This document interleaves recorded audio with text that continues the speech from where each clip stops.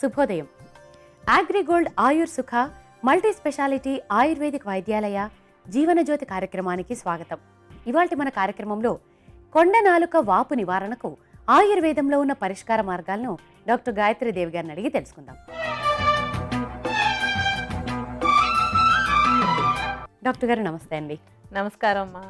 ఈరోజు మనం చర్చించుకోబోయే జీవన సమస్య కొండ నాలుక వాపు. అసలు కొండ నాలుక వాయడం అంటే ఏమిటో ముందుగా వివరిస్తారండి? అలాగేనమ్మా. మామూలుగా కొండ నాలుక అంటే మనకు నాలుక వెనకాల భాగంలో ఉంటుంది కదా, అది కొంచెం పైకి ఉంటుంది, ఇలా వేలాడుతూ ఉంటుంది కనుక కొండ నాలుక అంటూ ఉంటాం. దాన్ని అంటే వైద్య పరిభాషలో దాన్ని ఊవులా అంటారు అనమాట. ఈ ఊవులా అంటే ఏంటంటే ఒక ద్రాక్ష పండు అని అర్థం వస్తుంది. చూడడానికి ఒక ద్రాక్ష పండులాగా ఉంటుందండి. అంటే ఈ కొండ నాలుక అంటే మన ప్రతి శరీరంలో ఉన్నటువంటి ప్రతి అవయవానికి ఒక పర్పస్ ఉంటుంది. అలాగే ఈ కొండ నాలుక ఏంటంటే మన నోటి ద్వారా లోపలికి ఈ బ్యాక్టీరియా అవి ప్రవేశించకుండా ఉండడానికి ఒక అడ్డంలాగా అనమాట. అంటే మనం మన శరీరాన్ని గమనించుకున్నప్పుడు ఏంటంటే రకరకాల ప్రొటెక్షన్స్ ఎన్నో ఉంటాయి. ప్రతిదానికి ఒక మంచి పర్పస్, ఇందుకోసం ఈ అవయవం ఉంది, దీనికి రక్షణ ఉంది. ఎంతసేపు ఏంటంటే బయట నుంచి హానికారకమైనవి లోపలికి రాకుండా ఉండడానికి మన శరీర నిర్మాణంలోనే చాలా ఉన్నాయి. ముక్కులోంచి లోపలికి వెళ్లకుండా ఉండడానికి, నోట్లోంచి లోపలికి వెళ్లకుండా ఉండడానికి. అలాగే ఇప్పుడు ఈ నోట్లో కూడా ఇతర బ్యాక్టీరియా అవన్నీ కూడా ప్రవేశించకుండా ఉండడానికి ఒక రక్షణగా ఈ కొండ నాలుక అనేది ఉంటుంది. అలాగే మనం మాట్లాడేటప్పుడు వచ్చేటువంటి ఆ ధ్వని ఎలా వస్తుంది అన్నది కూడా ఈ కొండ నాలుక మీద ఆధారపడి ఉంటుంది. అలాగే పాటలు అవి పాడుతున్నప్పుడు కూడా మనకి కొండ నాలుక వల్లనే ఒక గొంతు ఎలా వస్తుంది అన్నది దాని మీద ఆధారపడి ఉంటుంది అనమాట. ఇంత ఇంపార్టెంట్గా ఉన్నటువంటి కొండ నాలుక అప్పుడప్పుడు కొంచెం వాచినట్టు అవుతుంది, దాన్ని బాగా ఎర్రపడి కొంచెం పెద్దదైనట్టుగా అవుతూ ఉంటుంది. ఇలా ఎందుకు అవుతుంది అంటే రకరకాల కారణాలు. ఎప్పుడైనా కొన్ని ఇన్ఫెక్షన్స్ అనమాట, అంటే దాని శక్తి తగ్గి కొంచెం బ్యాక్టీరియా శక్తి పెరగటం, ఫైటింగ్ అవుతుంది కదా లోపలికి రాకుండా ఉండడానికి. కొంచెం తీవ్రమైనటువంటి బ్యాక్టీరియా కానీ లేకపోతే వైరస్ కానీ శరీరంలోకి ప్రవేశించి అంటే నోట్లోకి ప్రవేశించినప్పుడు దాని నుంచి వచ్చేటువంటి ఇన్ఫెక్షన్ వల్ల ఈ కొండ నాలుక వాపు అనేది కనిపిస్తూ ఉంటుంది. అలాగే ఇంకొకటి ఏంటంటే మద్యపానం చేసే వాళ్ళలో కూడా తొందరగా ఈ కొండ నాలుక వాచడం అనేది జరుగుతూ ఉంటుంది. ధూమపానం చేసే వాళ్ళు అంటే సిగరెట్ కానీ బీడీ కానీ చుట్ట కానీ ఇలాంటివి కాల్చే వాళ్ళలో కూడా ఈ కొండ నాలుక వాచడం అనేటువంటి సమస్య ఎక్కువగా వస్తూ ఉంటుంది. అలాగే కొంచెం డీహైడ్రేషన్ వచ్చినప్పుడు అంటే ఏదైనా విరేచనాలు అయ్యి కానీ ఇతర అనారోగ్యాల వల్ల వాంతులు అవి అయినప్పుడు కానీ శరీరంలో ఉన్నటువంటి నీటి శాతం బాగా తగ్గిపోయినప్పుడు కూడా ఈ కొండ నాలుక వాచడం అనేటువంటి సమస్య కనపడుతూ ఉంటుంది. ఇంకా కొంచెం ఏంటంటే సామాన్యమైనటువంటి కోల్డ్ అది వస్తుంది, అంటే జలుబు చేస్తుంటుంది. కొంచెం జలుబు తీవ్రంగా ఉన్నప్పుడు కూడా ఈ కొండ నాలుక వాచడం అనేటువంటి సమస్య ఎక్కువగా వస్తూ ఉంటుంది. అలాగే నోట్లో పుళ్ళు అవి వస్తూ ఉంటాయి. చిటికి మాటికి కొంతమందికి నోట్లో పుళ్ళు అవి ఏర్పడుతూ ఉంటాయి కదా, ఇలా నోట్లో పుళ్ళు అవి వచ్చినప్పుడు కూడా ఈ కొండ నాలుక వాపు అనేటువంటిది కనపడుతూ ఉంటుంది. డాక్టర్ గారు, మరి నోట్లోంచి బ్యాక్టీరియా లోపలికి వెళ్ళిపోకుండా రక్షణగా ఈ కొండ నాలుక చాలా సహాయపడుతుంది అన్నారు కదా, మరి ఈ కొండ నాలుక వాచినప్పుడు ఎటువంటి లక్షణాలు బయటపడతాయి, ఎటువంటి ఇబ్బందులు కలుగుతాయి వివరిస్తారా అండి? ఈ కొండ నాలుక వాచిపోయినప్పుడు ఏంటంటే మొట్టమొదటి అనిపించేది నోరు బాగా ఎండిపోయినట్టుగా ఉంటుంది, దాహంగా ఉంది, మళ్ళీ మంచినీళ్ళు తాగుదా అనిపిస్తుంటుంది, తాగినంత కొద్దికి ఇంకాస్త అవసరంగా కనపడుతూ ఉంటుంది. అలాగే కొంచెం ఆ ఇరిటేషన్ అది లోపల ఎక్కువగా ఉండి దగ్గుదాం అనిపిస్తుంది అనమాట. కొంచెం దగ్గినా సరే తృప్తిగా అనిపించదు, ఏదో కొంచెం రిలీఫ్ అనిపిస్తుంది, మళ్ళీ కాస్త దగ్గాలనిపిస్తూ ఉంటుంది. ఇలా పదే దగ్గాలనేటువంటి ఒక ఫీలింగ్ కొండ నాలుక వాచినప్పుడు కనిపిస్తూ ఉంటుంది అనమాట. అలాగే ఇందాక నేను చెప్పాను కదా, మన గొంతు ఎలా వస్తుంది అంటే మనం మాట్లాడినప్పుడు కానీ లేకపోతే పాటలు పాడినప్పుడు కానీ మన గొంతు ఎలా ఉంది అన్నది కూడా దీని మీద ఆధారపడి ఉంటుంది అన్నాను కదా. ఈ కొండ నాలుక వాపు వచ్చినప్పుడు గొంతు బొంగురిపోతుంది అనమాట. అది మరి దాంతో లింక్ ఉంది కదా మనం మాట్లాడడానికి. అది వాచినప్పుడు కొంచెం గొంతు బొంగురిపోయినట్టుగా ఉండడం, మాట్లాడుతుంటే ఇబ్బందిగా ఉండటం, పాడాలనుకుంటే కష్టపడుతూ ఉండటం, ఇటువంటి లక్షణాలు కనిపిస్తూ ఉంటాయి. అలాగే ఇంకొకటి ఏంటంటే కొన్ని అంటే తీవ్రంగా ఇన్ఫెక్షన్ ఉన్నట్టయితే కనుక బాగా జ్వరం వచ్చేందుకు కూడా అవకాశం ఉంటూ ఉంటుంది. మింగాలంటే ఇబ్బంది పడాల్సి వస్తూ ఉంటుంది. ఇటువంటి లక్షణాలు మనకి కొండ నాలుక వాచినప్పుడు వచ్చేటువంటివి అనమాట. అంటే ఈ లక్షణాలు కనిపించగానే ఒక్కొక్కసారి ఆ దగ్గు అది ఆగటం లేదు, ఇతరగా అంటే లంగ్స్లో ఏం ప్రాబ్లం ఉండదు, వేరే ఇంకేం ఇబ్బంది ఉండదు. ఒకసారి మనం ఆ గొంతు బాగా లోపలికి చూసినట్టయితే కనుక ఆ కొండ నాలుక వాపు కనబడుతూ ఉంటుంది. అందుకని అప్పుడు వెంటనే ఈ కొండ నాలుక వాపు వల్ల ఈ దగ్గు ఇలా ఇరిటేట్ అవుతుంది అనేది గ్రహించుకోవచ్చు అనమాట. ఇలాంటి లక్షణాలన్నింటినీ చూసినప్పుడు ఈ కొండ నాలుక వాపు ఉందా అనేది డాక్టర్ దగ్గరికి వెళ్ళడం కానీ మీ అంతటా మీరు కానీ గ్రహించుకోవచ్చు అనమాట. డాక్టర్ గారు, మరి ఈ కొండ నాలుక వాపు వచ్చినప్పుడు అది తొందరగా తగ్గాలంటే ఎటువంటి జాగ్రత్తలు తీసుకోవాలో వివరిస్తారా అండి? కొండ నాలుక వాపు వచ్చినప్పుడు కొంచెం నోటికి విశ్రాంతి ఎక్కువగా ఇవ్వాలంటే ఎక్కువగా మాట్లాడకుండా ఉండడం, లేదంటే కొంచెం గట్టిగా అరవకుండా ఉండటం ప్రయత్నం చేయాలి. అలాగే పదే గోరువెచ్చటి నీళ్ళు అంటే మామూలుగానే మంచినీళ్ళు తాగాలి, ఒక 10 గ్లాసుల వరకైనా కనీసం తాగుతూ ఉండాలి. అది కూడా కొంచెం గోరువెచ్చగా చేసుకుని, ఆ నీటిని పదే పదే కొంచెం కొంచెంగా సిప్ చేస్తుంటే ఏంటంటే, ఆ కొండ నాలుకకి కావాల్సినటువంటి తేమ అది బాగా అంది తొందరగా ఆ వాపు తగ్గడానికి బాగా తోడ్పడుతుంది. అలాగే ఈ తాగేటువంటి నీటిలో కూడా ఒట్టిగా గోరువెచ్చటి నీళ్ళు తాగేయకుండా కొంచెం తేనె వేసుకొని తాగొచ్చు. ఇలా కొంచెం తేనె వేసుకొని తాగినప్పుడు కూడా ఈ వాపు తొందరగా తగ్గడానికి బాగా తోడ్పడుతుంది. అలాగే కొంచెం తులసి ఆకులు వాటిని కొంచెం బాగా నలిపేసి తులసి ఆకులు నీళ్ళల్లో వేసేసుకుని ఆ నీళ్ళని కొంచెంగా తాగుతూ ఉన్నా కూడా కొండ నాలుక వాపు తొందరగా తగ్గడానికి ఉపయోగపడుతుంది. ముఖ్యంగా ఏంటంటే ఎక్కువగా గొంతుకు రెస్ట్ ఇవ్వటం, ఆ తర్వాత దానికి బాగా తడిని అందిస్తూ ఉండడం. అంటే నీటిని తేనెతో కానీ లేకపోతే తులసి ఆకులతో కానీ కలిపి ఆ నీటిని అలా పదే పదే ఇస్తూ ఉన్నప్పుడు అక్కడ ఉన్నటువంటి ఇన్ఫెక్షన్ తొందరగా తగ్గిపోయి ఆ వాపు తొందరగా తగ్గడానికి బాగా తోడ్పడుతుంది.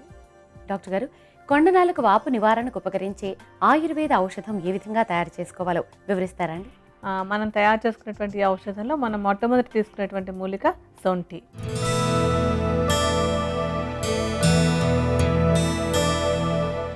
ఈ సొంఠి ఏంటంటే గొంతులో ఏర్పడ్డటువంటి వాపు తగ్గడానికి బాగా ఉపయోగపడుతుంది. అలాగే అక్కడ ఏదైనా ఉన్నటువంటి ఇన్ఫెక్షన్ కానీ, కొంచెం ఏదైనా కఫం అది ఎక్కువగా చేరినట్టయితే కనుక ఆ కఫాన్ని తగ్గించడానికి కూడా సొంఠి బాగా ఉపయోగపడుతుంది. సొంఠిని కొంచెం నేతిలో వేసి వేయించేసుకొని, అంటే మూకుట్లో కొంచెం నెయ్యి వేసి వేయించి దాన్ని చూర్ణం చేసుకోవాలి. ఈ చూర్ణాన్ని ఒక 25 గ్రాముల పరిమాణంలో తీసుకోండి. ఇప్పుడు మీకు ఔషధం తయారీ చూపించడం కోసమని కొంచెం సొంఠి చూర్ణాన్ని తీసి విడిగా పెడతాను.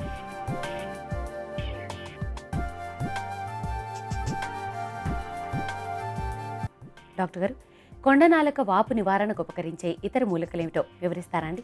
ఇందాక మనం సొంఠి తీసుకున్నాం, ఇప్పుడు మనం పిప్పళ్ళు తీసుకోవాలి.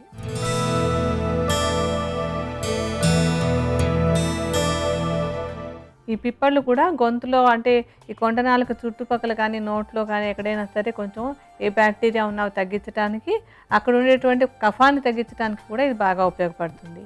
ఈ పిప్పళ్ళను కూడా కొంచెం వేయించుకోవాలంటే మూకుట్లో ఏం అక్కర్లేకుండా ఒట్టి ఖాళీ మూకుట్లో వేసేసి కాస్తంత వేయించి అవి కొంచెం పెళ్ళి అన్నట్టుగా అవ్వగానే తీసేసుకుని కొంచెం చల్లారాక వాటిని చూర్ణం చేసుకోవాలి. ఈ చూర్ణాన్ని కూడా 25 గ్రాముల పరిమాణంలోనే తీసుకోండి. ఇప్పుడు మీకు ఔషధం తయారీ చూపించడానికి కాస్తంత చూర్ణాన్ని తీసి విడిగా పెట్టి ఉంచుతాను.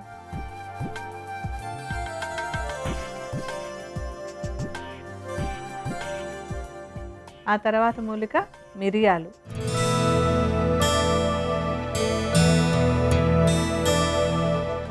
మిరియాలు కూడా కొంచెం ఘాటైనటువంటి మూలిక. దీనిలో ఉండేటువంటి కటురసం తొందరగా గొంతులో ఉండే ఇన్ఫెక్షన్ తగ్గించడానికి, అలాగే అక్కడ ఏదైనా ఉన్నటువంటి కఫం లాంటిది ఏదైనా ఉందంటే ఆ వాపు ఉన్నట్టయితే కనుక దాన్ని తగ్గించడానికి కూడా బాగా ఉపయోగపడుతుంది. మిరియాలను వేయించాల్సినటువంటి అవసరం ఏం లేదు. దీన్ని చక్కగా మెత్తటి చూర్ణంలాగా చేసుకోండి. ఈ చూర్ణాన్ని కూడా 25 గ్రాముల పరిమాణంలోనే తీసుకోవాలి. ఇప్పుడు కొంచెం ఈ మిరియాల చూర్ణాన్ని ఇందాక సొంఠి పిప్పళ్ళు పెట్టుకున్నాం కదా, ఆ చూర్ణాలతో కలుపుకుందాం.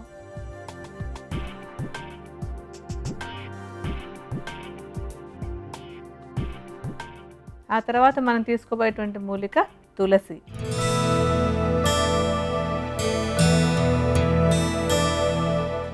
ఈ తులసి కూడా గొంతులో ఎటువంటి కఫం అది చేరకుండా ఉండడానికి, ఈ కొండనాలుక వాపు తగ్గడానికి కూడా బాగా ఉపయోగపడుతుంది.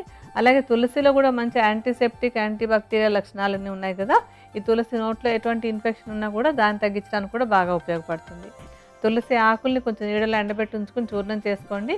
ఈ చూర్ణాన్ని కూడా 25 గ్రాముల పరిమాణంలోనే తీసుకోవాలి. ఇప్పుడు కాస్తంత తులసి చూర్ణాన్ని తీసి ఇందాక పెట్టుకున్నటువంటి 3 చూర్ణాలతోటి కలుపుకుందాం.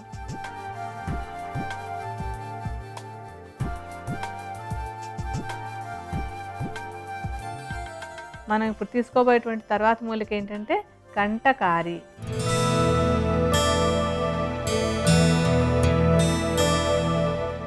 ఈ కంటకారి అనేటువంటిది మనకు చుట్టుపక్కల, అంటే కొంచెం ఊళ్ళలో అక్కడ తేలిగ్గా దొరికేటువంటి మూలిక. దీనికి ముళ్ళవి ఎక్కువ ఉండడం వల్ల దీన్ని కంటకారి అంటూ ఉంటారు. దీన్ని తెలుగులో వాకుడు అని పిలుస్తారు అన్నమాట. చిన్న చిన్న కాయలు అవి ఉంటుంటాయి దీనికి. ఇలాగా ఇవి ఎండిపోయిన తర్వాత ఇలా తయారవుతాయి అన్నమాట. ఈ కాయల్ని మనం ఈ ఔషధంలో వాడుకోబోతున్నాం. ఇప్పుడు ఈ కంటకారి కాయల్ని కూడా, అంటే వాకుడు కాయల్ని కూడా బాగా ఎండబెట్టేసుకుని మెత్తటి చూర్ణంలా చేసుకోండి. ఈ చూర్ణం కూడా 25 గ్రాముల పరిమాణంలోనే తీసుకోవాలి. ఈ గొంతులో ఉండేటువంటి కఫాన్ని కానీ, ఈ కొండనాలుకలో వచ్చినటువంటి ఇన్ఫెక్షన్ కానీ తగ్గించడంలో ఈ వాకుడు కాయలు చాలా బాగా ఉపయోగపడతాయి. ఇప్పుడు కొంచెం ఈ చూర్ణాన్ని తీసి ఇందాక చూర్ణాలతోటి కలుపుకుందాం.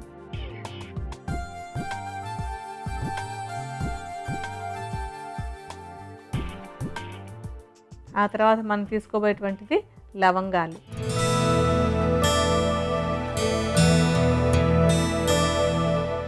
ఈ లవంగాలు నోట్లో ఏ సమస్య వచ్చినా సరే మనకి ఇమీడియట్గా ఉపయోగపడేటువంటి ఒక మంచి మూలిక. ఇది కూడా గొంతులో ఉన్న కఫాన్ని, ఇన్ఫెక్షన్ని బాగా తగ్గించి కొండనాలుక వాపును తగ్గిస్తుంది. ఈ లవంగాలను కూడా మెత్తటి చూర్ణంలాగా చేసుకుని 25 గ్రాముల పరిమాణంలోనే తీసుకోండి. ఇప్పుడు లవంగాల చూర్ణాన్ని కూడా కొంచెం చూర్ణాన్ని తీసి మన ఔషధ చూర్ణాలతోటి కలుపుకుందాం.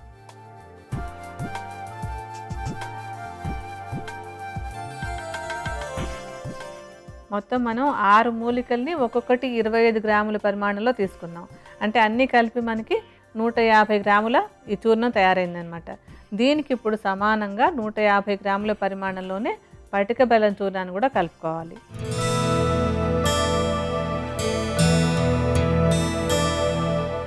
ఈ పటిక బెల్లాన్ని కూడా మెత్తటి చూర్ణంలా చేసేసి ఉంచుకోండి. దీన్ని 150 గ్రాముల పరిమాణంలో తీసుకోవాలని చెప్పాను కదా.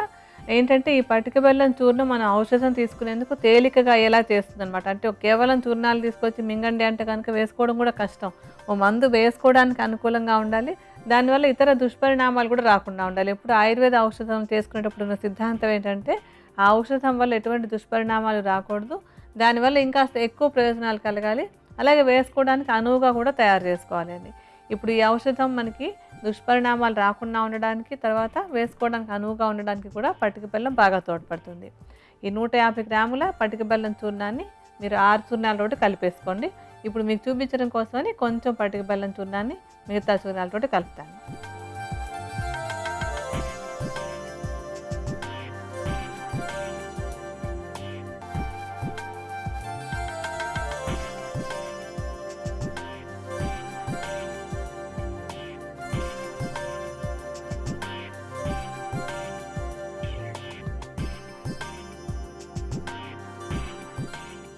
ఈ చూర్ణాలన్నింటినీ బాగా కలిపేసి ఉంచుకుని దీన్ని ఏం చేయాలంటే ఈ గొంతులో ఈ కొండనాలుక వాపు ఉన్నటువంటి వాళ్ళు ఒక అర చెంచాడు చూర్ణాన్ని ఉదయం ఒకసారి, సాయంత్రం ఒకసారి కొంచెం కొంచెంగా చప్పరించుకుంటూ తీసుకుంటూ ఉండాలి. ఇలా తీసుకుంటున్నట్టయితే కనుక కొండనాలుక వాపు తగ్గడానికి ఈ ఔషధం బాగా సహాయపడుతుంది. కొండనాలుక వాపు నివారణకు ఉపకరించే ఆయుర్వేద ఔషధం తయారీ విధానం మరొక్కసారి చూద్దాం. సొంటి చూర్ణం 25 గ్రాములు, పిప్పళ్ళ చూర్ణం 25 గ్రాములు, మిరియాల చూర్ణం 25 గ్రాములు, తులసి చూర్ణం 25 గ్రాములు, కంటకారీ చూర్ణం 25 గ్రాములు, లవంగాల చూర్ణం 25 గ్రాములు, పటిక బెల్లం చూర్ణం 150 గ్రాముల చొప్పున తీసుకుని వీటన్నిటినీ బాగా కలిపి భద్రపరుచుకోవాలి. ఉపయోగించుకోవటానికి ప్రతిరోజు 2 పూటలు అర చెంచాడు చూర్ణాన్ని చప్పరిస్తూ తీసుకోవాలి. కొండనాలుక వాపు నివారణకు ఉపకరించే ఆయుర్వేద ఔషధం తయారీ విధానం, దానిని ఉపయోగించే విధానం కూడా తెలుసుకున్నాం కదా. మరిప్పుడు యోనిలో ఇన్ఫెక్షన్ నివారణకు చక్కటి గృహౌషధం అడిగి తెలుసుకుందాం.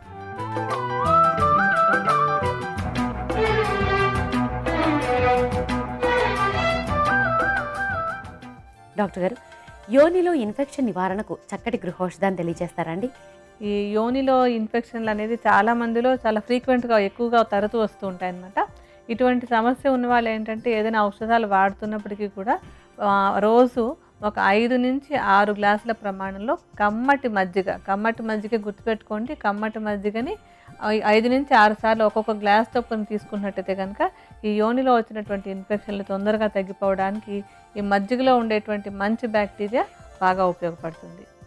కొండనాలుక వాపు నివారణకు యోగాలో ఉన్న పరిష్కార మార్గాలను యోగ విద్యా విశారద శ్రీ దండు సత్యనారాయణరాజు గారు చేసి చూపిస్తారు. మనము చూద్దాం.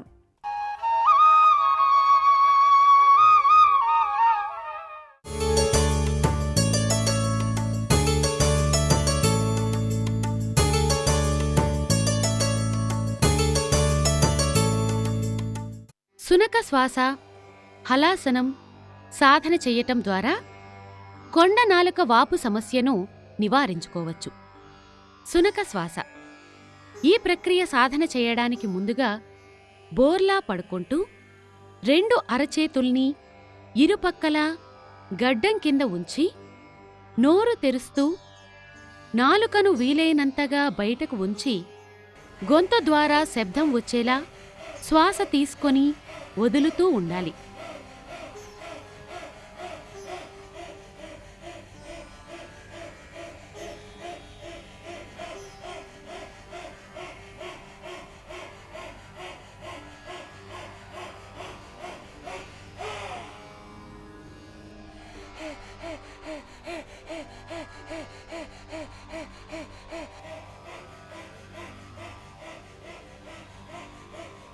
ఇలా ఈ ప్రక్రియ రోజు 6 నుండి 8 నిమిషాల పాటు సాధన చేయవచ్చు.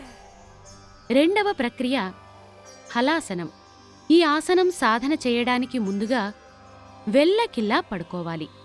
తరువాత కాళ్ళు రెండింటినీ పైకెత్తుతూ 2 చేతుల సహాయంతో నడుమును కూడా పైకెత్తి కాళ్లను తలవైపుగా కిందకి దించుతూ కాళ్ల వేళ్లను నేలకు ఆంచాలి.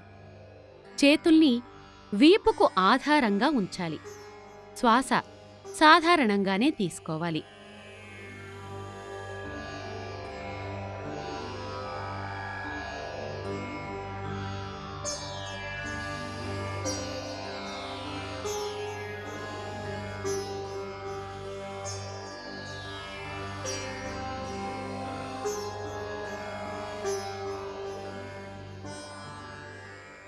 ఇలా ఈ భంగిమలు ఉండగలిగినంత సమయం ఉండి తిరిగి యథాస్థానానికి రావాలి. ఇలా ఈ ఆసనం రోజు 6 నుండి 8 సార్లు సాధన చేయవచ్చు. ఈ విధంగా సునక శ్వాస, హలాసనం సాధన చేయటం ద్వారా ఊపిరితిత్తుల్లో ఉన్న కఫం నశించి కొండనాలికకు రక్త ప్రసరణ సక్రమమై కొండనాలుక సాగే సమస్య నివారించబడుతుంది. ఈ ప్రక్రియల తర్వాత ధ్యానం చేసి అమృత తుల్యాసనం వేయటం ద్వారా శరీరంలోని అన్ని అవయవాలకు విశ్రాంతి దొరుకుతుంది. కొండనాలుక వాపు నివారణకు ఉపకరించే యోగా ప్రక్రియలేమిటో తెలుసుకున్నాం కదా. మరిప్పుడు ముఖంపై వచ్చే వైట్ హెడ్స్ నివారణకు చక్కటి చిట్కా అడిగి తెలుసుకుందాం.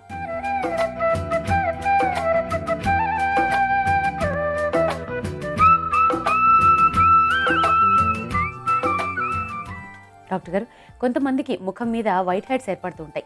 వీటి నివారణకు చక్కటి చిట్కాని తెలియజేస్తారా అండి? సామాన్యంగా ముక్కు మీద కొంచెం అటు ఇటు కూడా ఈ వైట్ హెడ్స్ అంటే కొంచెం తెల్లటి చుక్కలుగా ఏర్పడుతూ ఉంటాయి. వీటిని తగ్గించుకోవడానికి ఏం చేయాలంటే, ఒక పెద్ద గిన్నెలో నీళ్లు పోసి బాగా మరిగిస్తూ ఆ నీళ్ళల్లో కొన్ని వేప ఆకులు కూడా వేసి మరిగించేసి ఆ నీటిని కనుక ముఖానికి ఆవిరి పట్టినట్టయితే కనుక ఈ వైట్ హెడ్స్ తగ్గిపోవడంలో ఇది బాగా ఉపయోగపడుతుంది. చూశారు కదా, వైట్ హెడ్స్ నివారణకు వేపాకులు ఎంత బాగా ఉపకరిస్తాయో. ఇది ఇవాల్టి మా జీవనజ్యోతి కార్యక్రమం. ఇవాల్టి కార్యక్రమంలో కొండనాలుక వాపు నివారణకు ఆయుర్వేద యోగా శాస్త్రాల్లో ఉన్న పరిష్కార మార్గాలతో పాటు చక్కటి గృహౌషధం చిట్కా కూడా తెలుసుకున్నాం కదా. తిరిగి మరొక ఎపిసోడ్లో మరొక జీవన సమస్య, దాని పరిష్కారంతో మేము ముందుంటాం. అంతవరకు సెలవు. నమస్కారం. నమస్కారం.